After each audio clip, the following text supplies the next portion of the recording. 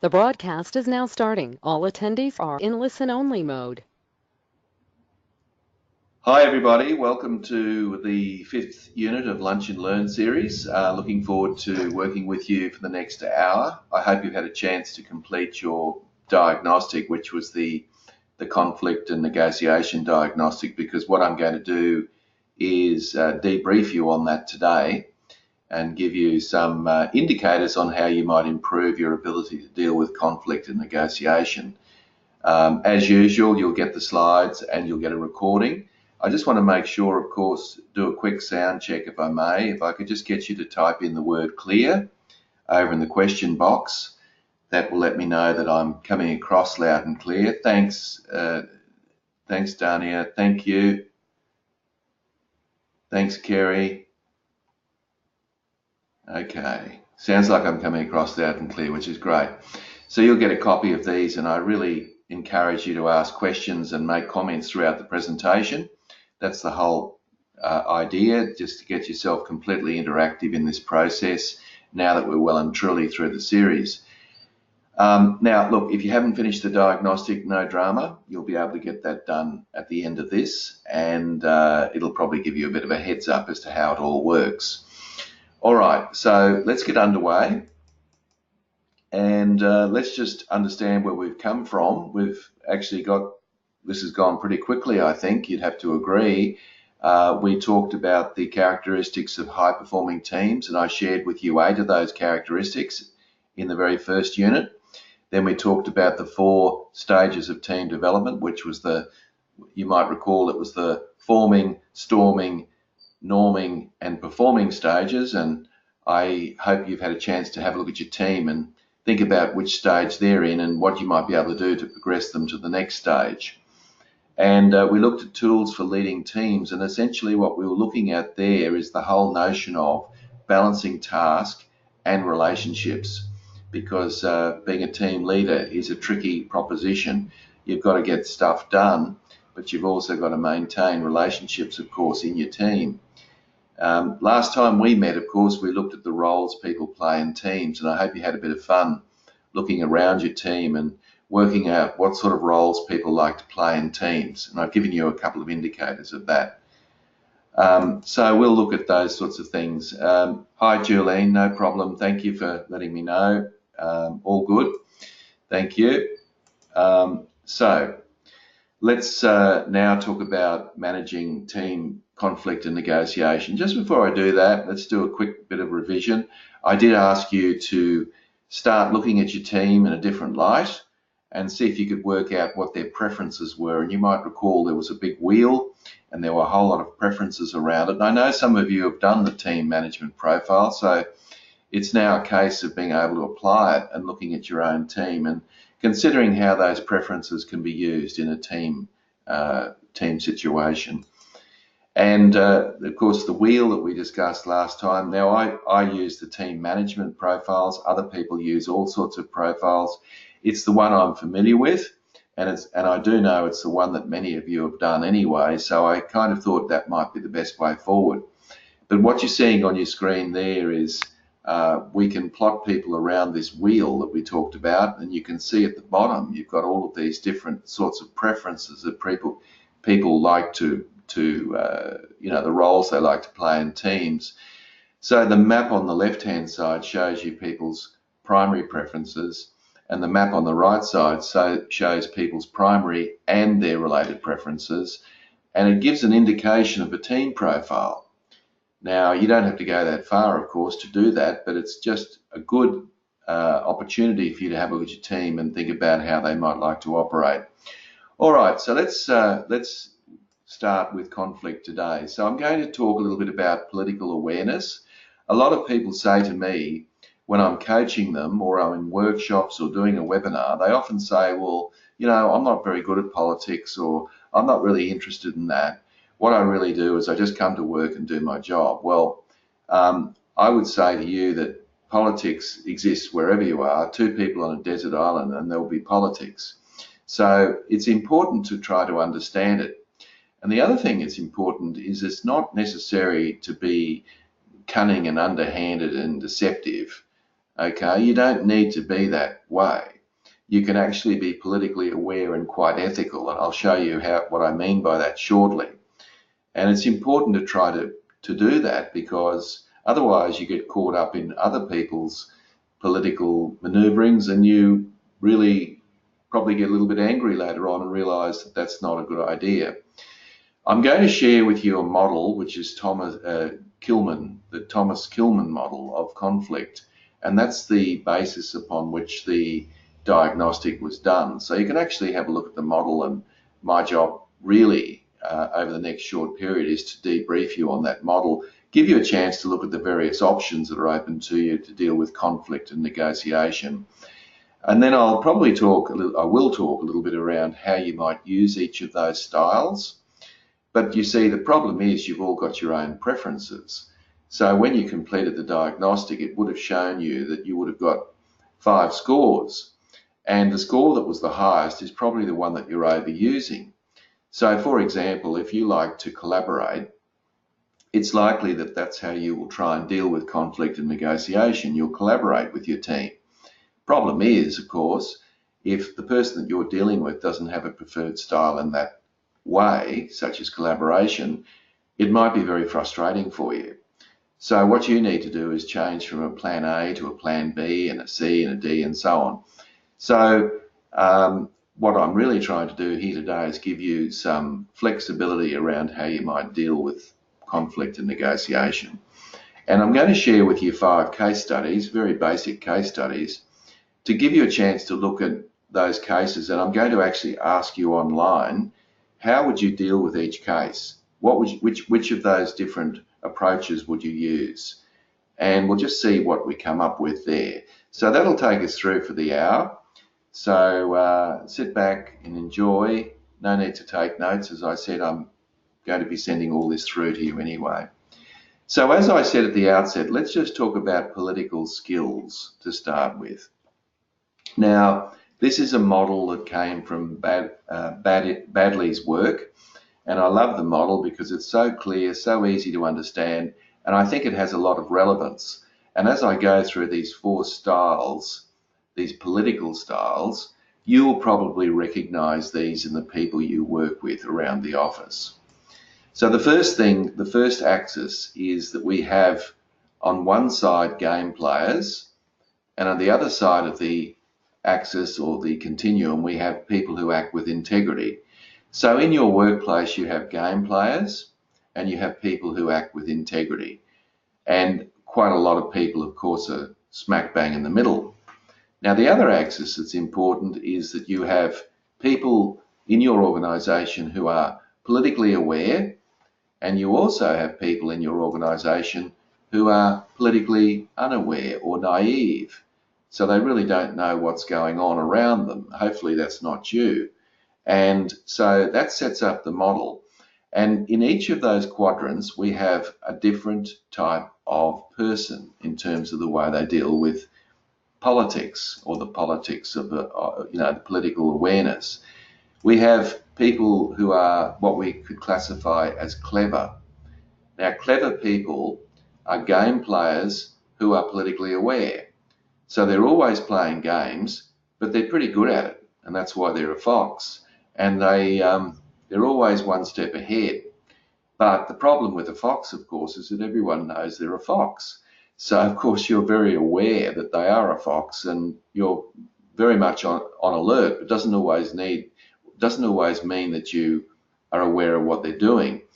But they are politically aware, but they're game players. Now, hopefully you're not a fox. We don't want you to be a fox. It's not necessarily the best place to be, I might say, to be a fox. But I don't know an organisation that I've worked in that doesn't have foxes in their organisation. Now, down the bottom there, you've got people who are game players still, but they're politically unaware. So they play games, but they're not very good at it. And we call these people, of course, donkeys. Now, I'm sure you've got some donkeys in your workplace. They're always playing games, but they're not very good at it. And so really, they don't necessarily get what they want. And I'm sure you've got some donkeys, or what we might call inept people in your organisation, who really don't know how they're just not very politically aware, although they're always trying to be taking advantage of certain situations. Now, I'm hoping again that you're not a donkey. It's not a good idea to be a donkey. So what have we got over here on the right-hand side? Well, we've got people who are politically unaware who act with integrity. Who are they? Well, they're our lambs to the slaughter, you might say. Now, I'm hoping again that you're not one of those. So people who are lambs are people who come to work and say, you know what, I don't like politics, I don't get involved in it, I come to work, I do my job, and I go home at night with a clear conscience. The problem, of course, with lambs is they're really not aware of what's going on because they're not really interested in what's going on around them in terms of the political climate that's happening. So it's for a team leader, it's not a good idea to be a lamb. You need to understand what's going on in your workplace. So the other one, and this is the one that I hope you will adopt, is the person that's politically aware but acts with integrity, and that happens to be the wise old owl. So the owl is someone who's politically savvy and they can act with integrity. So it is possible to act with integrity and be politically aware. Now, all political awareness actually means, in very simple terms, is that when you do something in your workplace, when you complete a task or complete a project or whatever it might be, you're always thinking of how other people may perceive that and what the implications of that might be. So you're kind of one step ahead because you're showing empathy as to how others might react or perceive what you're doing. And that's really all political awareness is. It's nothing to do with being cunning and underhanded. It can be that if you're a fox or if you're a donkey. Certainly there are people like that. But as a team leader, I strongly urge you to try to be wise, try to be politically aware and act with integrity. So I just want to point that out to you because I think sometimes people have this real roadblock around political awareness, and it's not a good thing to be that way, I don't think. So food for thought, you might want to consider that and consider some of the people that you work with around you. They don't necessarily, interesting enough, need to be managers either. You might find that some of your team, in fact you can categorize your team around this model. All right, let's move on. So if you completed the diagnostic, you would be aware that you have a score for competing, a score for collaboration, a score for compromising, and a score for avoiding and accommodating. Now, how the model works is very simple. Over on the left-hand side, you'll see on your screen you've got an assertive line, if you like. Now, the higher up the line, the more assertive, the lower the line, the less assertive. So this is, standing your ground and, basically looking after your own interests, I guess. Now, across the bottom, you've got a line that talks about cooperation or cooperativeness. And so the further to the left, the less cooperative, the further to the right, the more cooperative. Now, what we've done here is we've plotted these 5 different types of conflict resolution across the model. So, for example, competing is high on assertion, low on cooperation. That's because this is a win-lose. You get your way and the other person doesn't. And there's a time and a place to do that, of course.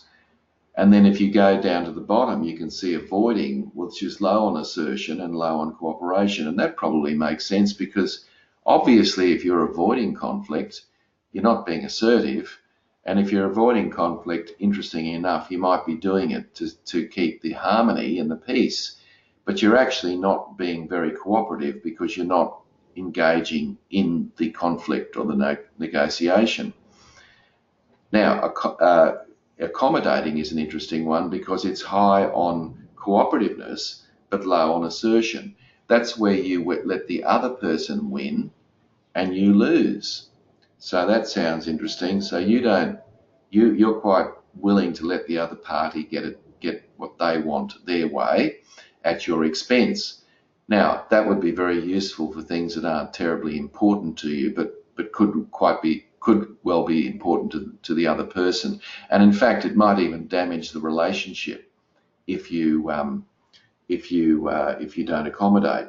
And I guess any of us that are in personal relationships that are reasonably successful would understand that you spend a lot of your time accommodating, because if you dug your heels in, it probably isn't worth it. So you kind of be prepared to give over at different points, particularly when it's not important to you, or at least not as important as the other person.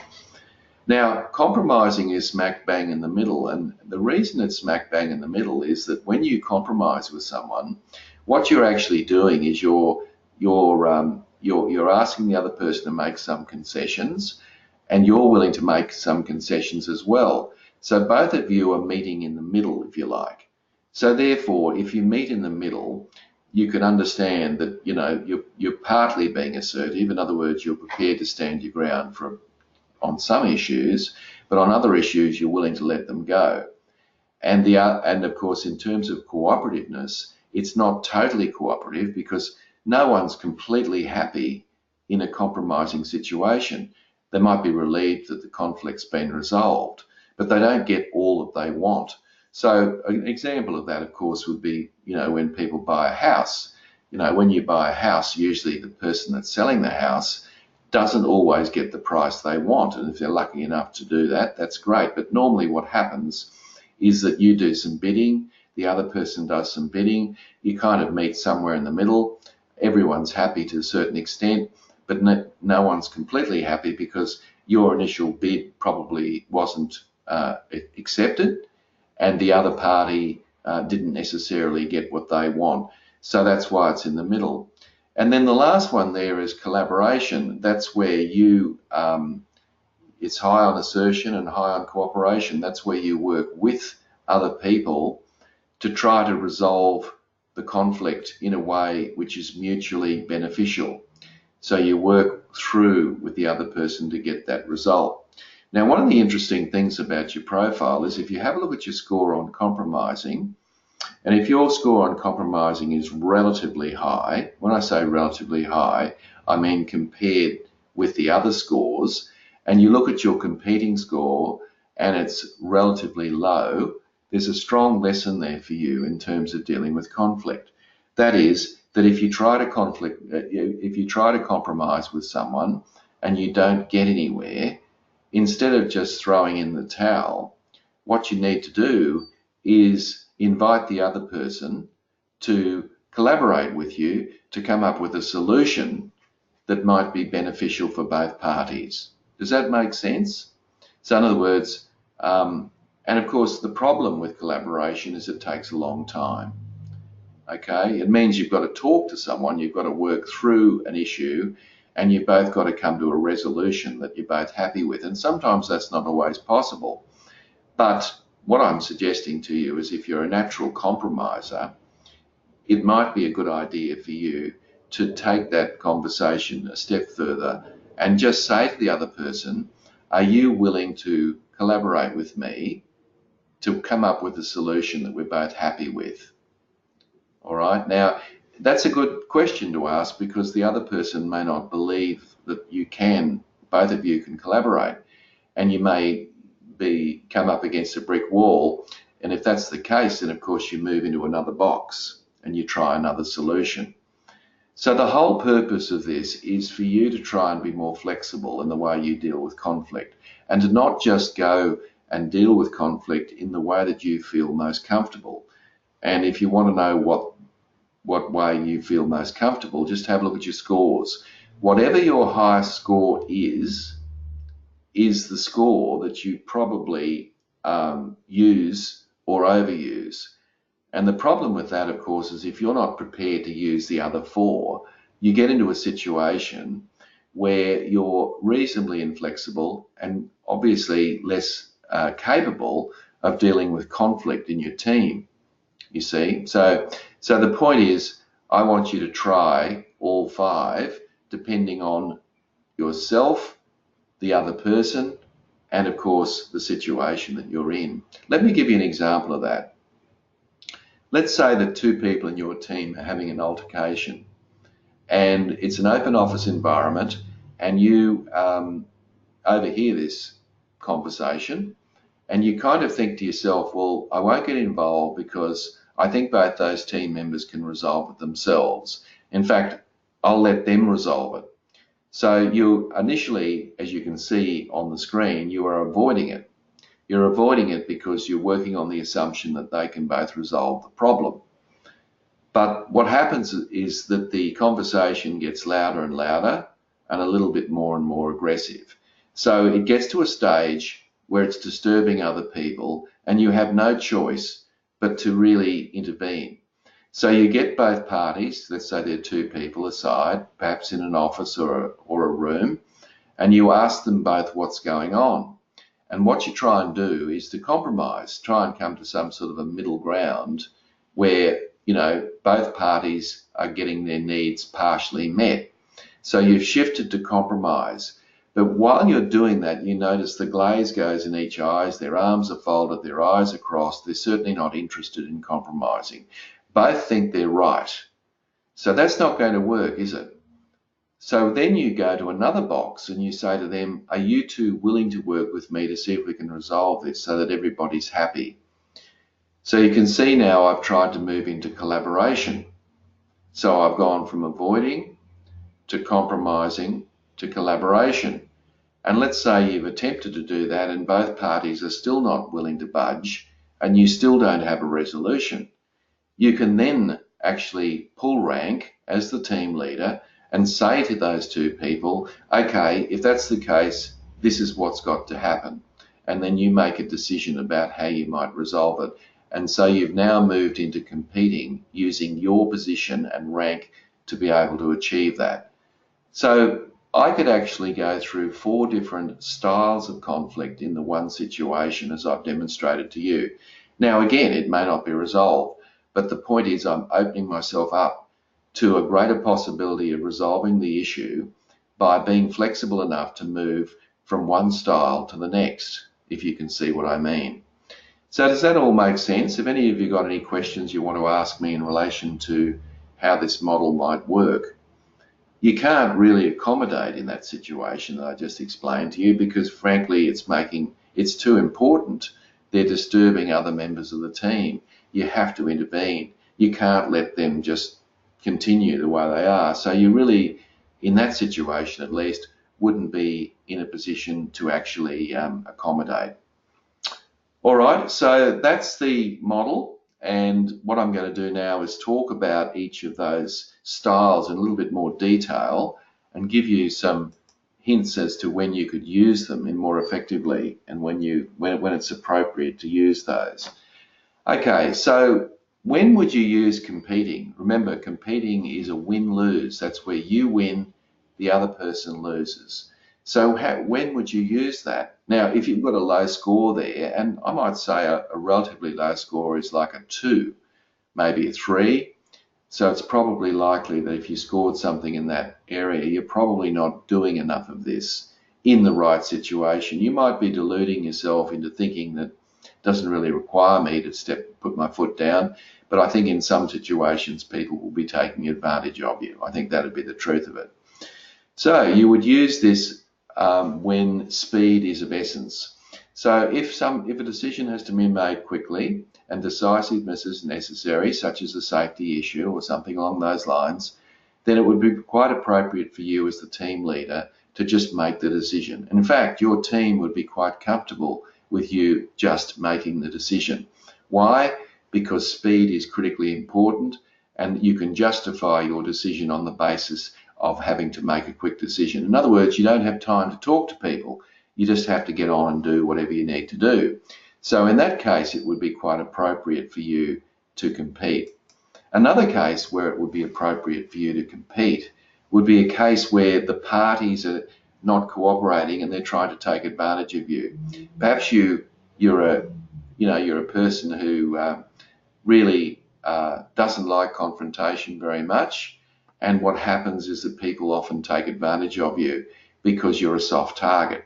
And it's really interesting to think about that because often people who have trouble competing will often be victimized because If I had a choice between asking somebody who wasn't willing to compete if they will do something for me, which would be very inconvenient for them, and another person I asked, I knew that they'd contest that and probably say no, where am I going to go? I'm obviously going to go to the path of least resistance. So I think at times it's appropriate for you and me to stand up when we're being taken advantage of. It's perfectly relevant and appropriate to do that. In fact, if you do that, you'll feel better about yourself, as long as you do it appropriately, not aggressively, of course. You just let the person know firmly that that's not on, and I'm not allowing that. I'm not allowing you to say that, or I'm not allowing that to happen, or I'm not going to do that. If you do it appropriately, the other person will have a respect for you, ironically. They won't necessarily like you saying no, but they will certainly respect the fact that you've stood your ground, provided, of course, you do it appropriately. Now, if you don't do it appropriately, that's a different story altogether. Now, the third possibility is if you have to make a decision in your team that's unpopular. Now, there's plenty of things that we have to do that are unpopular. Now, when you have to make a decision that's unpopular, sometimes it's best just to make the decision and not worry too much about it. The fact of the matter is it's unpopular, so people aren't going to like it no matter how you sugarcoat it. So the idea is just make the decision. In fact, you can even say to your team, look, this is not going to be popular, you're not going to like the decision, but frankly, this is what we're going to do. You see? So it's quite appropriate to do that. Obviously, you don't want to do that and make that excuse every time. But in certain circumstances where nobody's going to like the decision, you should just make it as the team leader. Just go ahead and make it and let people know why you've made it, of course, but don't apologise for it. Just get in there and do it. So you can see that there are many, many examples there where it would be appropriate for you to compete. So what I want you to do, if this is a low score for you, I want you to start to look for opportunities in your team where you might actually exercise this competing style and use it more frequently and get good at it and get comfortable with it because it's appropriate in certain circumstances to compete. Now, let's move on to the next one. This is the opposite. So if we go from competing and we go directly opposite to accommodating, when would you let the other person win at your expense? So accommodate, whereas competing is win-lose, accommodation is lose-win. So you're losing at the expense of somebody else. Now again, have a look at your score on your profile. If your score is relatively high, like a 5 or a 6 or greater, it's probably likely that you're doing this too often.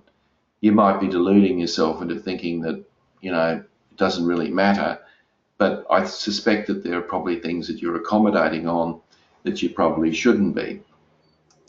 So when you're working in a team environment and the relationship is more important than the issue, now this is very relevant in an organisation where you're working cross-functionally with somebody else in another team. So it might be another team leader in another part of the organisation, another department. And you have to work with this person on a regular basis and cooperate with them. So your thinking is the relationship and maintaining the relationship is more important than the issue. And in fact, if you dug your heels in and you compete on this situation, you might actually destroy the relationship. So in those circumstances, it's perfectly appropriate to accommodate. And of course, in personal relationships, we do that all the time. We have to. We have no choice. A relationship wouldn't exist if people weren't willing to accommodate. Okay, so that's one possibility. What's another possibility? If you're not likely of getting your needs met whatsoever, so you're just not likely to get what you want out of the situation, then win the brownie points by letting them win.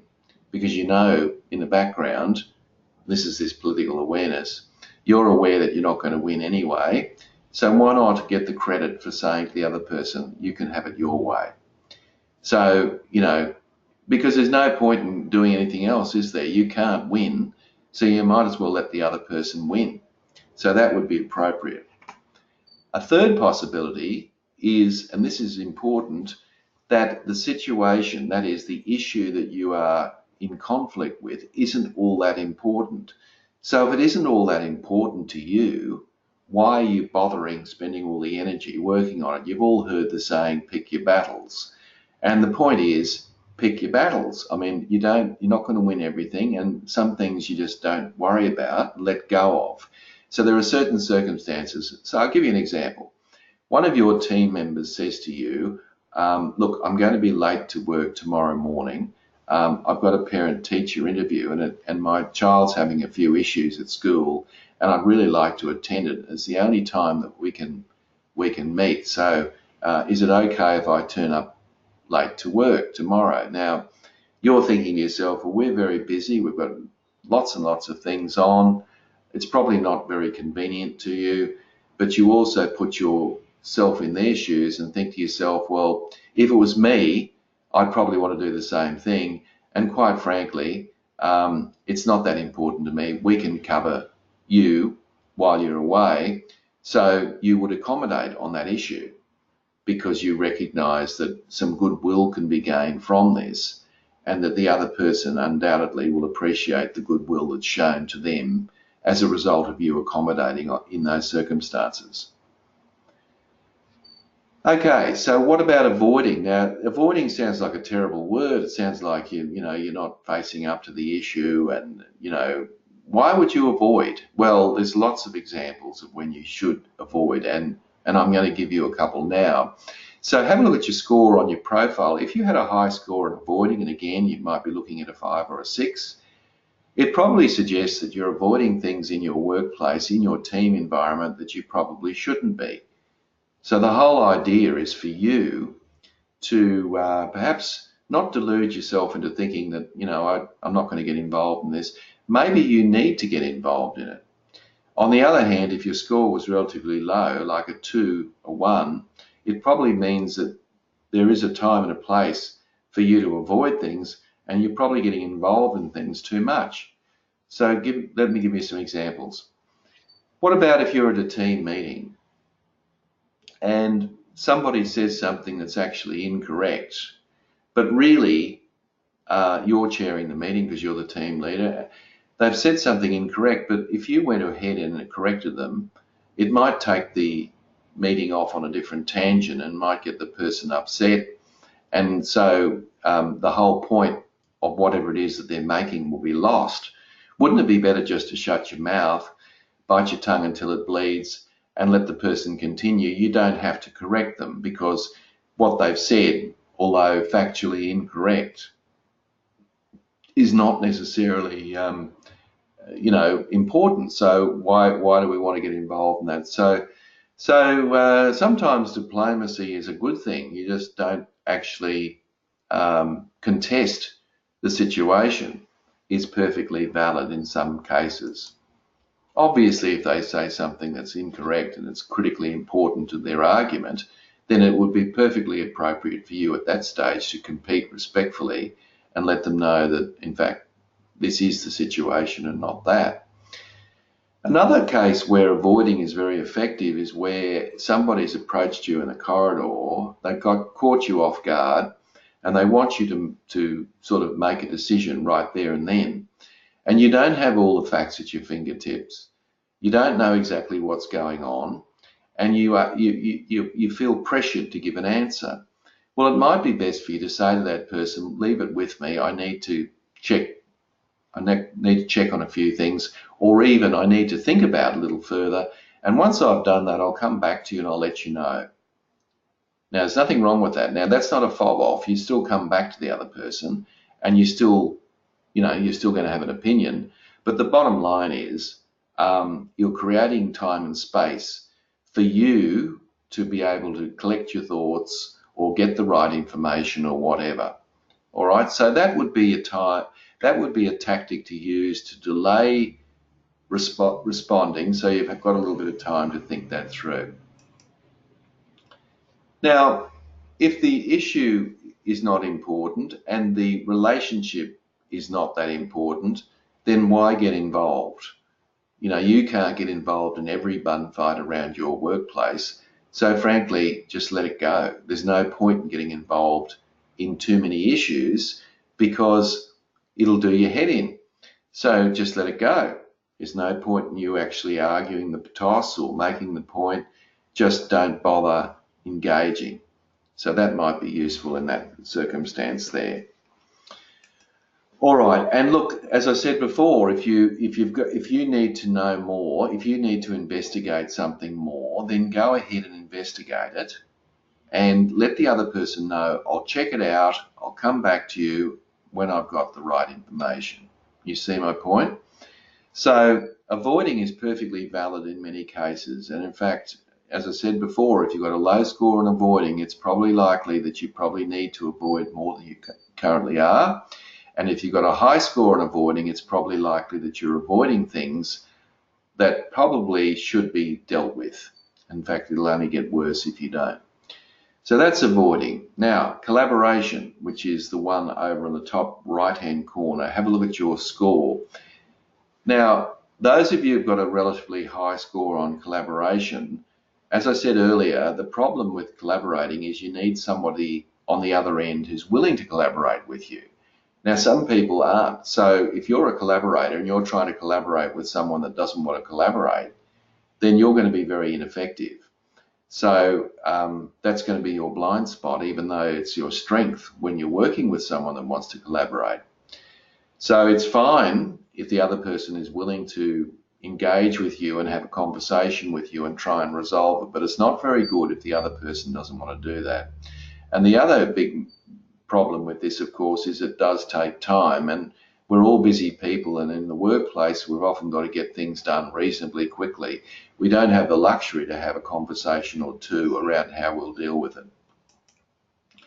So, but nevertheless, if you're working with another team leader and the issue's important and the relationship's important, in other words, there's a lot at stake for not resolving it, then it's probably worth your while and their while too, because it's equally important to them, to sit down and have a conversation and try and collaborate on how you will work through this. It might be an issue around priorities.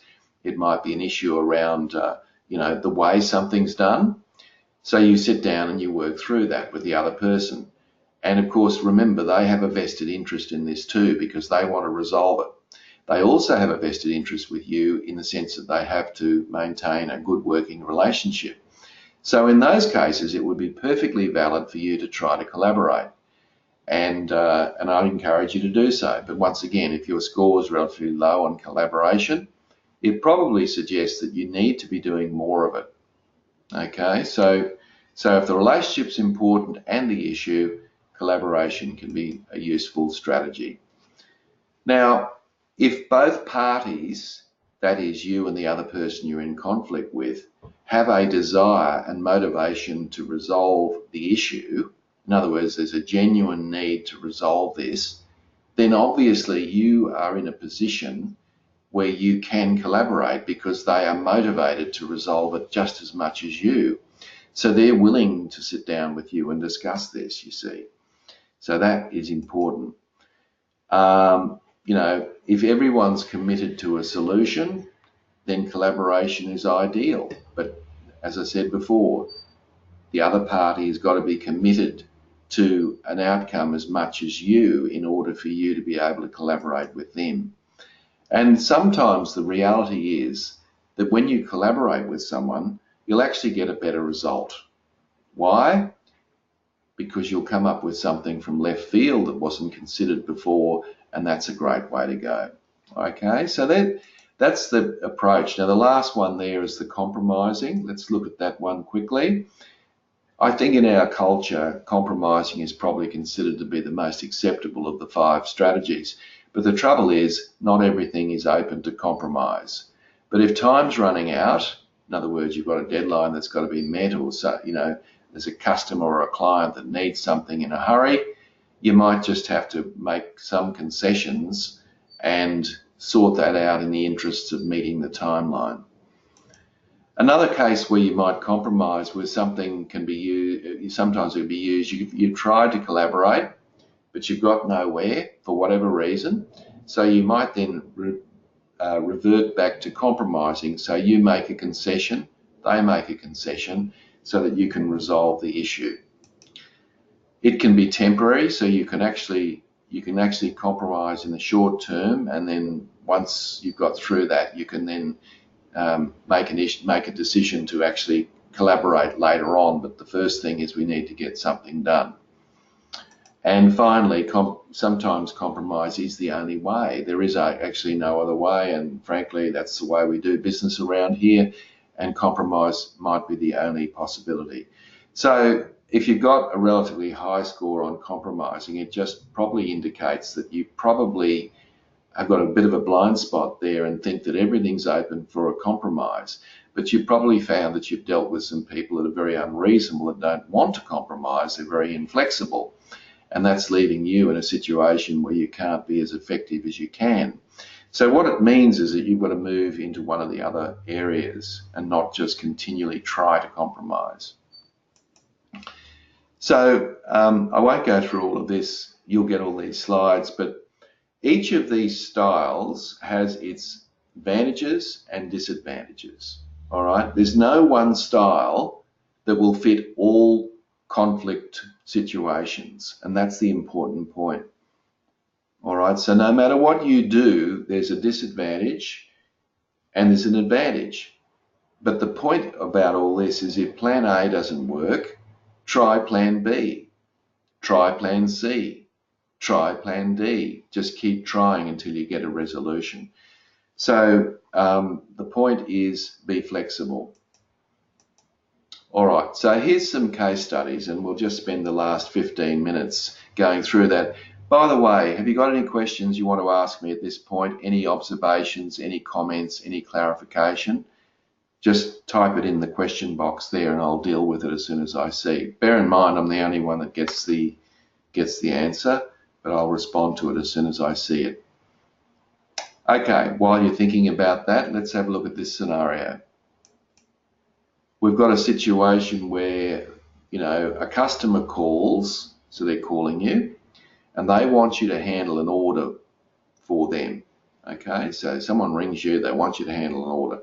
The only problem is that you're now no longer working in that team, and it would actually create a major problem internally if you cross departments. However, the customer who orders a moderate amount of product has been very insistent with you on the phone. So they're being quite insistent that you deal with them. So what do? So what I'd like you to do is to type in the question box, would you use competing? Would you use avoiding? Would you use compromising? Would you use accommodating? Or would you use collaboration? Let's have a look and see. So just type in something that you think might be relevant there. Catherine's asking any suggestions to encourage others to be more flexible. The answer to that is for you to be more flexible. So the whole idea is you become more flexible, and then of course they have to become more flexible. I know that's a simple answer to a difficult problem, but that is the answer. Okay, so Sean says accommodation, Chris says collaboration, Rachel says compromise. Can you show us the previous slide? Just have a look on the left-hand side and you'll see that. Lisa says collaboration. Situation 1, accommodation. Customer comes first when we need to deal with the internal issues, says Catherine. Okay, let's have a look at what you wouldn't do. Now, I actually don't think competing is a very good strategy because, frankly, they're a customer and they're important to your business. So by just saying to them, no, I'm not dealing with you and you really need to deal with someone else, probably isn't highly effective, right? So that's not going to work. You can't really avoid it, can you? Because the customer's on the phone. You can't just, you've got to deal with it in some shape or form, so you can't avoid it. Now, you could accommodate it, and I do recognise that Catherine has said that, but the problem with accommodation is what? Problem with accommodation is if we accommodate this person, what are they going to do next time they have an order? They're going to ring you again. You know why? Because it's convenient, it's easy. And what you're going to do is you're going to create a problem internally. So in actual fact, accommodation is not necessarily the right way to go there. Now, you could, of course, collaborate, and I think many of you have said that, or compromise. You could actually say to the customer, look, what I'll do is I'll take the order this time, and what I'll do is I'll connect you up with the person in another department who would be the right person to speak with. Or how about I introduce you, or make the introduction to the right person in that department, and then you can deal directly with them, and you'll find it's a lot more efficient and effective to do it that way. That's probably the most effective way, because remember, the key point in that scenario is that that customer is a regular customer. So they're going to come back again. And it's going to be even harder for you, if you've dealt with it at that point, to actually say no the next time round. In fact, they're going to think you're very unreasonable. So you see, I think the right answer is probably a compromise or collaboration. Let's look at number 2. Here it is. Now, this is a personal one, not necessarily a work one, but it's an interesting one nevertheless. And once again, I'd like you to type in what you think you would do here. So you've had your car in for a repair. We've all had that happen, I'm sure. And although they, that is the mechanics that you put it in, claim that it's fixed, you've got the same problem. So it's some noise under the bonnet or something. You know, you've got a problem that hasn't been fixed, basically. And it's not a regular fault, and it's obvious, so you notice it as soon as you pick up your car. You paid your bill when you collected the car, and you're not prepared to pay any more. Okay. Now, they are the only dealer that is all convenient to you. So they, if you went to another dealer, it would be out of town or whatever, and you want your car fixed now. So type in, what would you do? Would you compete? Would you avoid? Would you compromise? Would you collaborate? Or would you accommodate? Just see what we come up with there. Let's see what people come up with. Julian says collaborate. Lisa says competing. Chris says competing. Chelsea says competing. Catherine says competing. Rachel says competing. Okay, let's have a look at what you wouldn't do, and we'll work our way through it. Now, you can't avoid it because you need your car, right? So that's not going to work. So avoiding it's not good. It's not a good idea to accommodate, because clearly you're in the right and they're in the wrong. So it's no good saying, oh, yes, you're right. Look, let me pay you some extra money, or no, it'll all be good. Anyway, it's only a minor fault. I won't worry about it. Well, listen, accommodation is not right because you've already paid your money, right? Now, you compromising, well, you could try that, but I don't think there's anything you can really compromise about. And I don't think you should collaborate. Why? Because you paid your money. They haven't fixed the problem. So frankly, the right answer is to compete. I don't mean aggressively. You don't have to be in their face about it. But you can basically say to the person, look, I paid my money the other day. I asked for this to be fixed. It hasn't been fixed. When can you fix it, please? Because I need my car. That's competing. You've dug your heels in, but you haven't done it in an aggressive way. Now, if that doesn't work, of course, you may try collaboration, but I think at the end of the day, competing's the right answer for that one. Let's have a look at the next one. Let's see how you go with this. So, I'll just read that out to you. Just clear the screen so I can see what I'm doing. Okay. You're a manager of a team that currently has a manual recording system. So you're using an old-fashioned way of doing things, and your analysis shows that there'd be greater productivity if it's automated. So you've done your homework and you accept that there's a better way of doing things in an automated way. However, Susan Jones, who runs a similar kind of operation in another team, she disagrees with your proposition, citing customer concerns and employee resistance, plus technical problems with the system that you are proposing. All right, so she's got a different view. Okay, now your manager said to you, I want you to resolve this situation with Susan, and you both must run the same way. All right, so type in, how are you going to deal with that one? How are you going to deal with a situation where you've both got to run the same way? What are you going to do to resolve this? And let's have a look. Okay, collaborate, says Chelsea.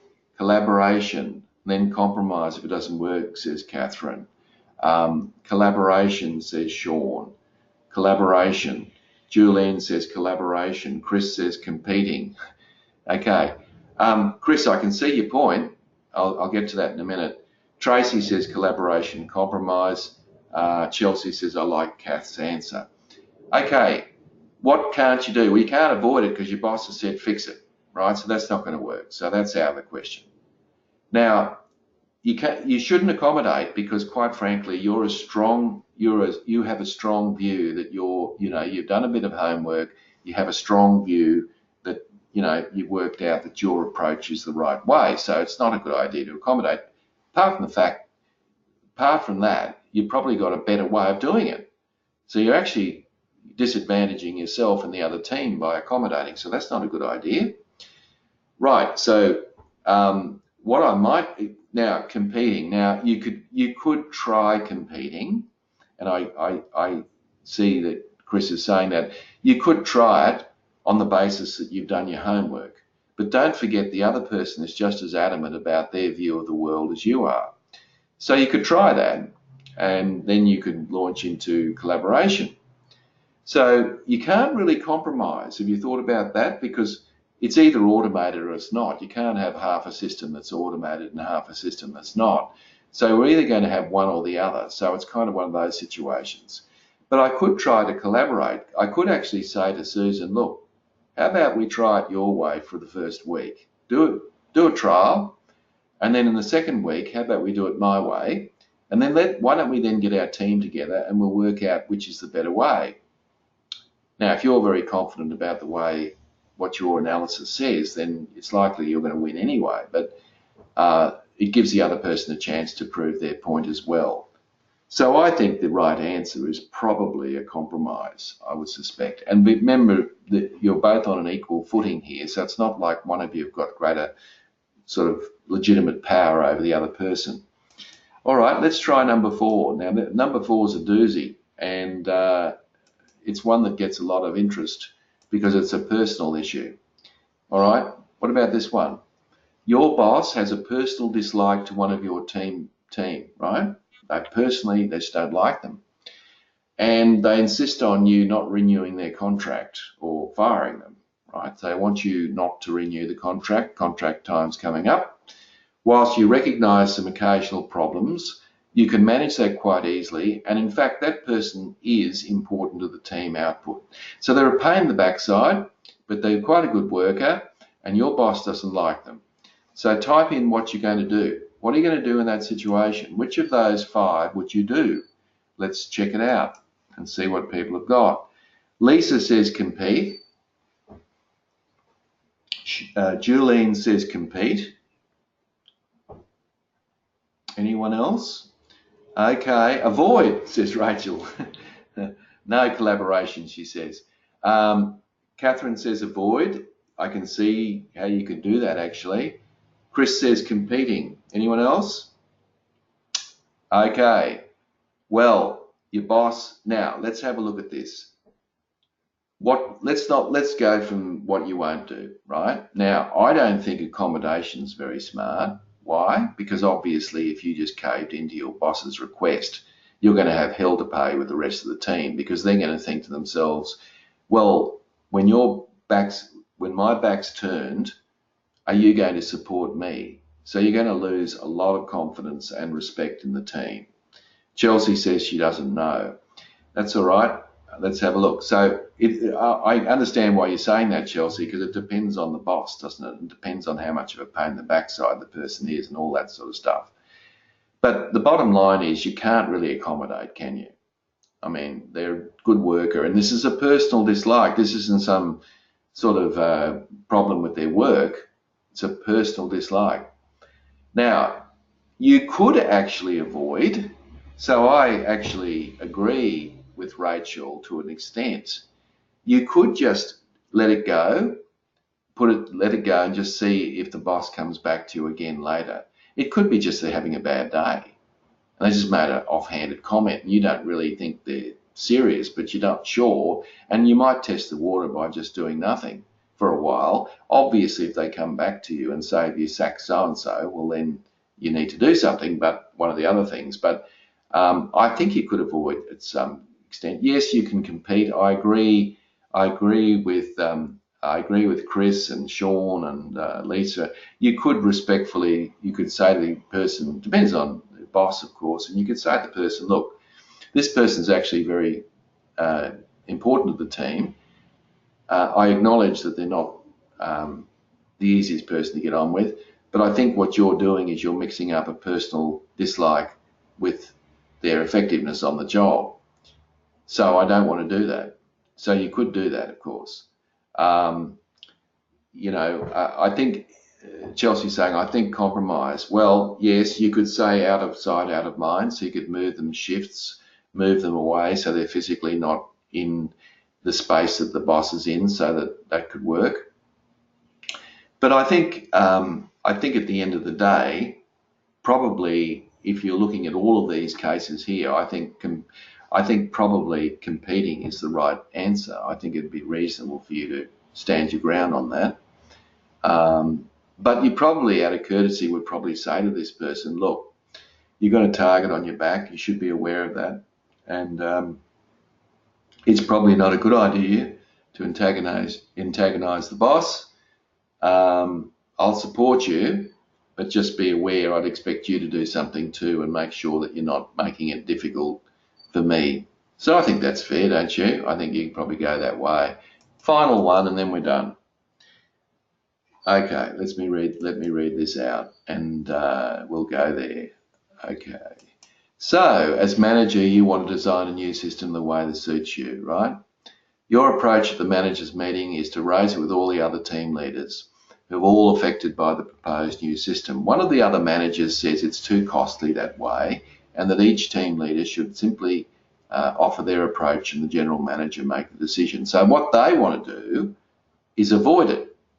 So they want to kick it upstairs. But you're sitting there at the table and you hear that comment. So the question is, how do you respond to that comment, right? Now, which of those five would you do? So someone said, oh, let the boss make the decision. I don't think we can. So let's have a look at what you think might be the best way. So what do you think? So somebody says the boss should make the decision. It's too difficult and they're avoiding it, right? That's exactly what they're doing. So what do you think we should do about that? Should you avoid, compete, compromise, collaborate? What would you do? Okay, here we go. Sean says accommodate. So you think that's a good idea? Let the boss make the decision. Lisa says compete with the view of aiming to collaborate in the end. Okay, I can see where you're going with that. Catherine says collaboration. Chelsea says collaboration. Compromise says Julene. Collaborate, compromise says Rachel. Accommodation says Chris. Well, I think probably what I would do if I was in that situation, because if I was the boss, frankly, I would be thinking I'd like the team to sort that out. I'd probably say to that person, look, why don't we see if we can come up with a resolution here? And if we fail to come up with a resolution, by all means, we'll kick it upstairs. But I think we should make an effort first, because after all, we're going to be using the system. And because we're using the system, we probably should have some input into that. You see, so I'm actually encouraging the team to collaborate. All right, because I think that's fair and reasonable. And of course, at the end of it, I can, I've sort of opened the door, collaboration, compromise. If we don't get anywhere, we'll kick it upstairs. That's what I do. But I don't think it's necessarily a good idea to just let the boss make all those decisions, because it disempowers the team, if that makes sense. All right, thanks guys. That's great contributions. Really appreciate that. So look, the key message, and we're just about done. The key message here is for you to be flexible. All right, so plan A doesn't work, try plan B. Don't overuse your preferred style.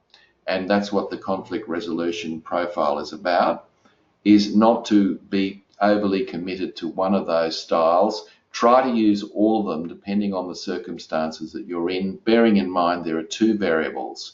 There's the relationship and there is the task, and working out which is more important and trying to work your way through that. And as I said before, if plan A doesn't work, try plan B, C, D, or E, whatever might be the case. All right, so you know what your homework is, don't you? And that is to go out and practice those 5 styles. I want you to sort of start to try and be more flexible in your working relationships with other people. I want you to give this a go. I think you'll find it can be quite effective once you give it a go.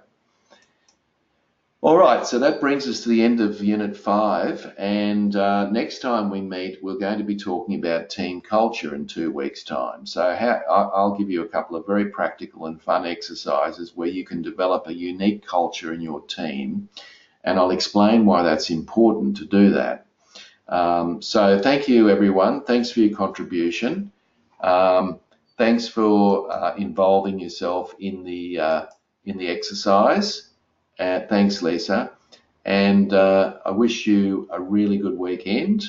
And I wish you all the very best and appreciate working with you today. Thanks, guys. All the best. See you in a couple of weeks. Bye.